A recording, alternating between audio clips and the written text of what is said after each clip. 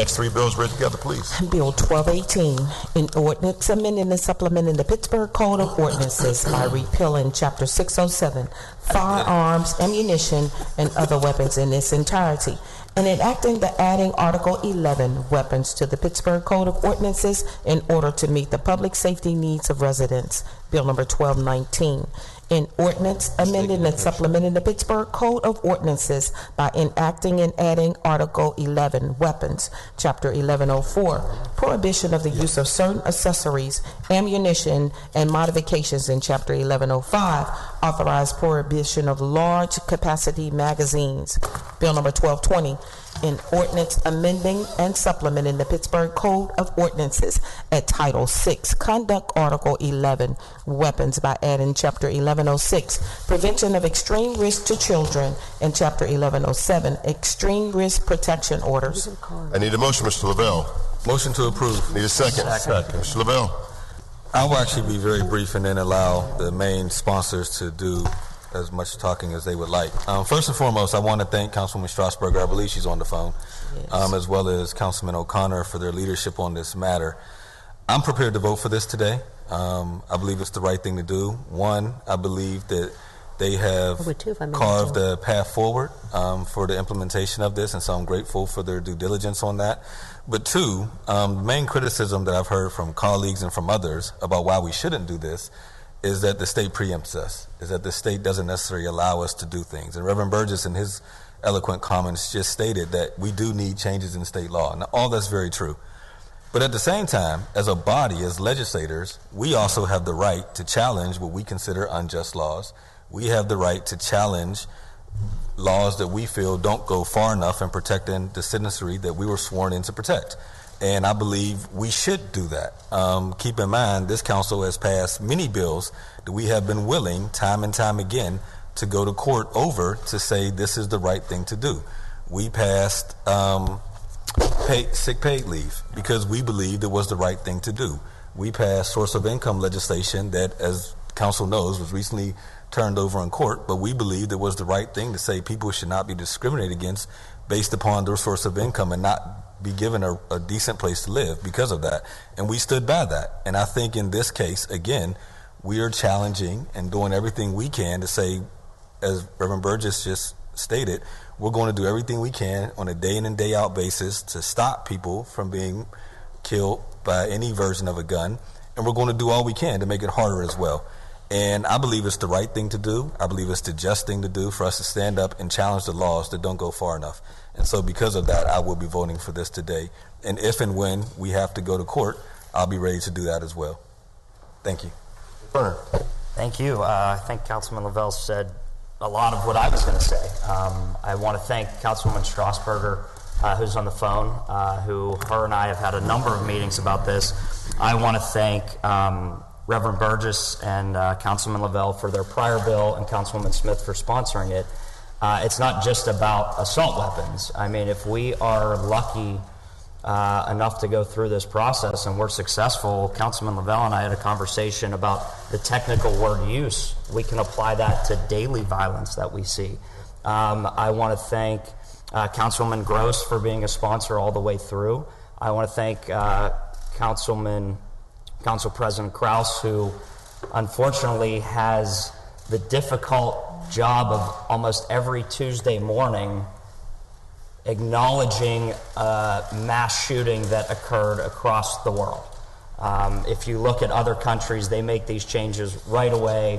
They don't look at anything. They say, this is wrong, let's make changes. Just happened in New Zealand a couple days ago. I understand it's a different form of government here.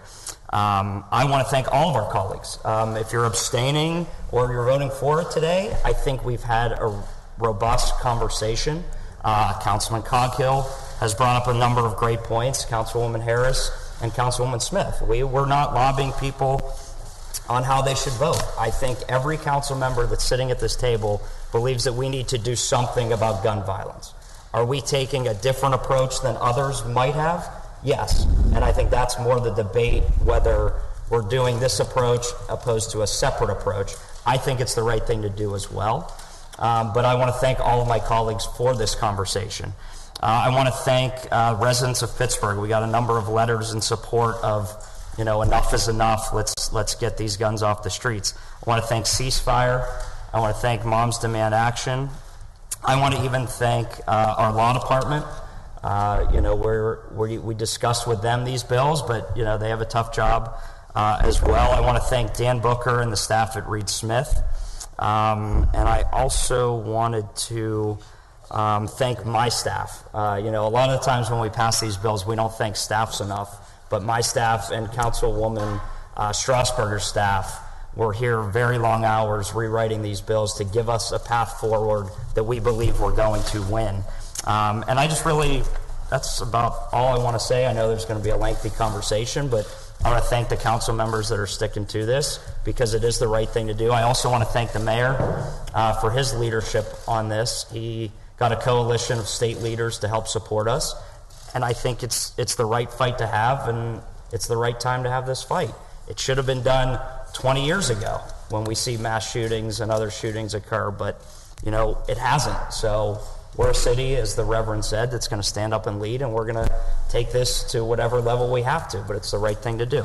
So I'll leave it at that. I want to thank everybody, and I'm good. Councilwoman Strasburger.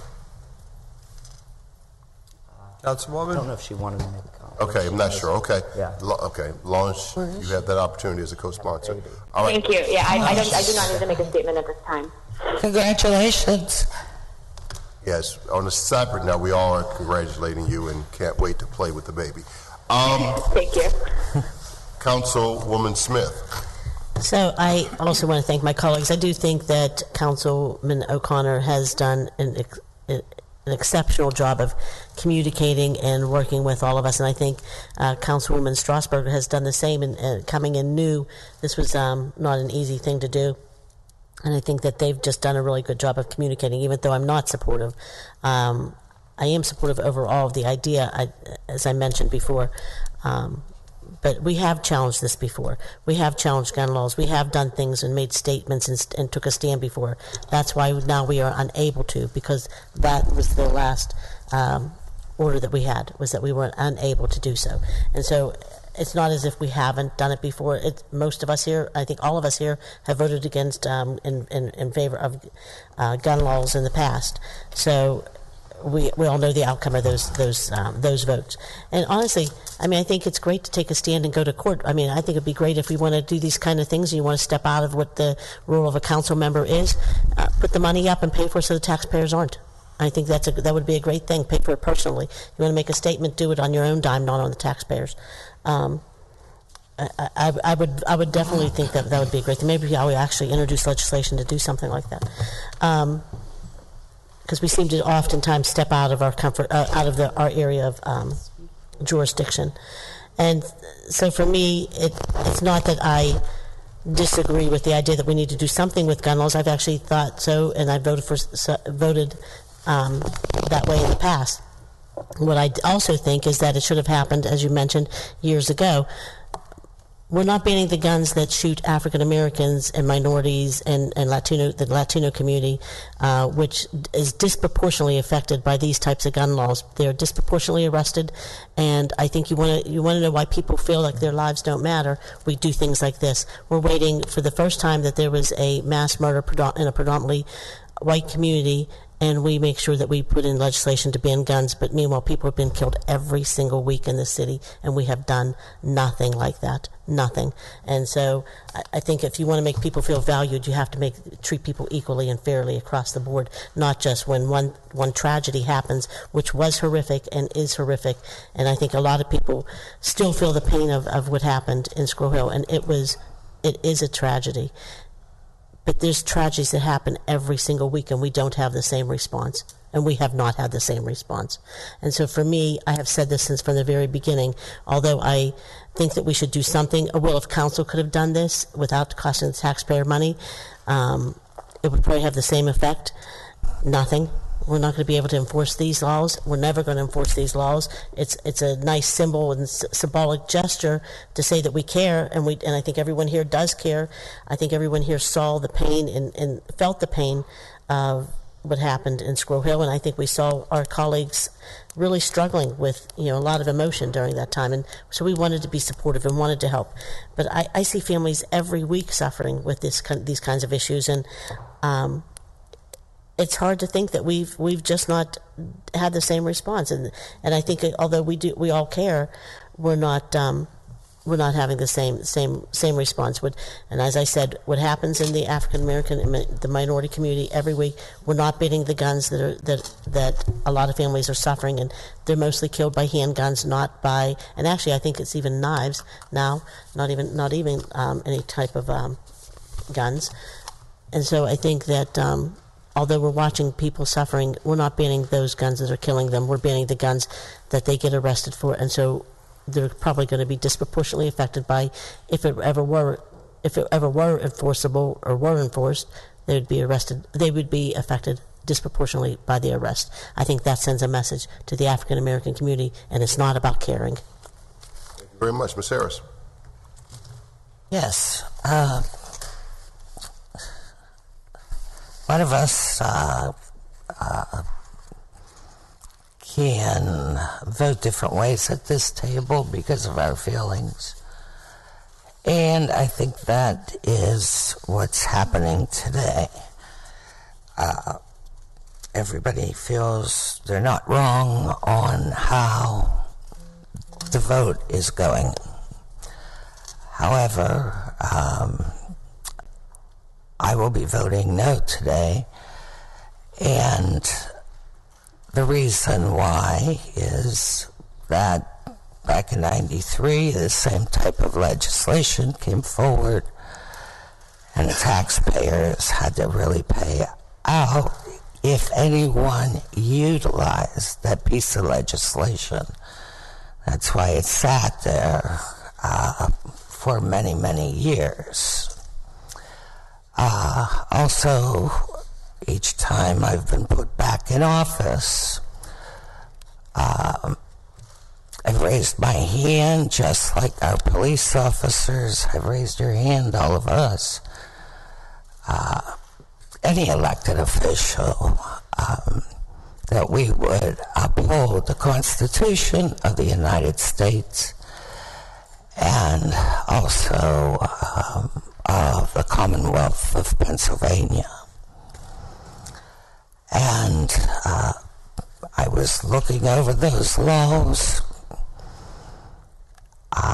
What we could do as a council is a resolution asking the state if they could do something with the bill that's at the table right now. However, it's not in a resolution. It's in law form. And it's basically the same thing as 1993. No matter how you turn it or how many amendments you make to this piece of legislation, unless it is a resolution asking the state to vote on this, then I can't vote, because, again, this is a piece of legislation that only the state can vote on. The rule and the laws, and this goes even for our police officers. No county, municipality, or township may in any manner regulate lawful ownership, possession, transfer, or transportation of firearms, ammunition, or ammunition components when carried or transported for purposes not prohibited by the laws of the Commonwealth. And it also states that if we do vote on something here, because the state is saying in the laws that this is not something of ours to vote on. Any offense under the subchapter constitutes a misdemeanor of the first degree. And of the first degree, a misdemeanor provides for a maximum of 5 years. Any city official who impedes another to exercise or the enjoyment of any right or privilege is guilty of official oppression, which is a misdemeanor of the second degree.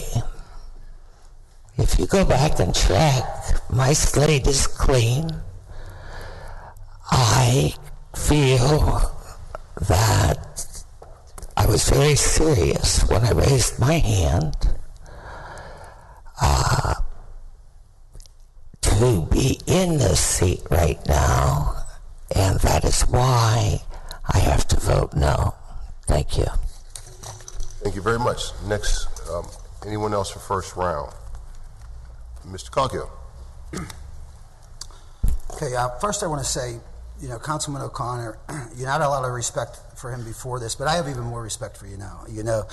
He's been strong, steadfast in this, and, there's something about somebody that stands up for something, and he's been in the face of, everybody's been in his face about this, so I really have a lot of respect for that. And, I think everybody realizes that, the legal aspects in this, it's more about bringing awareness to it, I felt, and I think this guy's brought more awareness to it for forever, as far as I know, as far as gun rights go and, limitations on it. So I just wanted to commend him for that. Whether it's voted up or down today, I believe it was a good thing just to have the people at the table. I certainly learned a lot from this process, I'll tell you, and it's occupied my mind a lot too. So now we're at a fork in the road, obviously, to choose whether to go down that road or not. Is something I've been struggling with, and I just want to mention a few things that, that stick to me every night almost, is the uncertainty of what's going to cost the city. To me, my focus is, I didn't think I'd be here, even debating this issue, but my focus is going to be on, infrastructure, abandoned buildings, floods, I can go on and on. It's just, a lot of things that I want to keep focused on. So the dollar amount, and if 2 years from now, if it costs the city, whether it be $200,000 or $2 million in lawsuits, I'm going to have a hard time going to my constituents and saying, well, this building we couldn't remove for $50,000, but we fought this in court for that reason. Another thing is friends. I have a lot of friends who are hunters and police officers, and I try to tell them, and I know from talking to Councilman O'Connor, he is not out to take your hunting rifle away. He's not out to take your protection of your pistol at home. But I could say until I'm blue in the face, but they see it as a step for us to remove all guns. And some of them even believe the government's going to come and remove their guns from their home someday. So, and I understand that to a certain degree, but I disagree with that, but I do understand that. And, things is like the 4th Division, the 4th Public Works Division I'm trying to get built. One of my concerns was that Councilman Croushair, our council president, he's a multitasker, but just the distraction of this to me worries that we're not on pace to do that. And that to me is the most important thing at this time. So, again, I want to thank Councilman O'Connor. I want to thank Councilwoman Strasburger and all those, who fight for this. I do believe in reform. At this time, though, I'm not going to choose to go down that road. I think it's better for me just to focus on the things that I know best, and I'll be voting no for it. Sorry to say. Ms. Gross. Thank you. I just want the sponsors to know that I'm fully supportive. I appreciate your leadership, your hard work, your staff's work, and I appreciate also the fact that I had a lot of conversations with constituents, and especially compared to the first draft that was submitted, I think that the amendments have addressed a lot of the concerns of the people who I knew are gun owners in my district who went through the legislation with me line by line. And so I'm fully supportive of the amendments today, and I do think it's important. And I think that I see state legislatures sitting up a little taller, at least, if they're not fully standing up. And it's important that we engage in this dialogue, and I hope that Harrisburg works with us, and I'm supportive today. Thank you. Mr. Cross, present. Thank you. Time and time again, over the years that I've served on this council, I have seen this council take stands that require great courage and intestinal fortitude to challenge what may not ultimately be in the best interest of the constituency that we serve. And those are not easy tasks for any of us. Courage takes great ability to step out of our comfort zone and take risk and fight for change when we see injustices that harm those that we're sworn to represent. And it isn't an easy task to do. Again, it takes great courage to be able to do that, but I think we have an obligation and a duty to do that. Time and time again in history, throughout the history of this great nation, the changes that we see effectuated today happened because people had the courage to say no and no more. And though this may be considered to be legally justifiable, it is not morally justifiable.